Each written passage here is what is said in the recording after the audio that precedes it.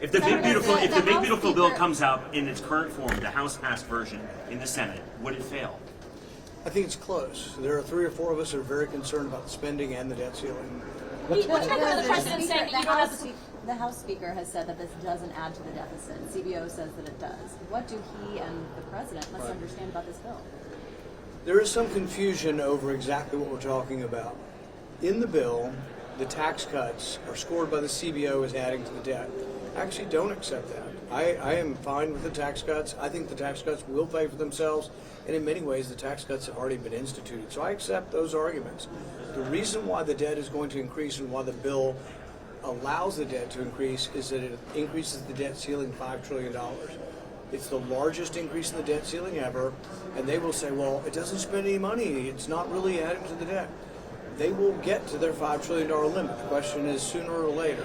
But we're giving them the ability to borrow $5 trillion more. I'm not for borrowing $5 trillion more. I'm for borrowing a smaller amount over a shorter period of time. They have promised they're going to be better. At some point in time, they're going to change their ways, and they're going to begin lessening spending. But remember, and most people have forgotten this, in March of this year, the Republicans voted to continue the Biden spending levels. Remember there was a big campaign, Republicans all called it Bidenomics and Biden inflation and Biden spending? All the Republicans, save a few, like myself, voted to continue the Biden spending levels. So right now, we are living under Biden/Republican spending levels, and at the end of this year, in September, the debt will be $2.2 trillion. So that's an example of adding $2 trillion. Question is, what will happen the next year?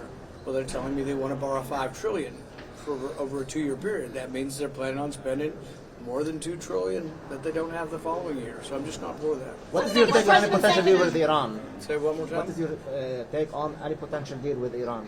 I'm glad that the president's negotiating. I'm not going to pre-decide what the details of it will be, but I think the president should be given some latitude to negotiate. Do you think that a rescissions package could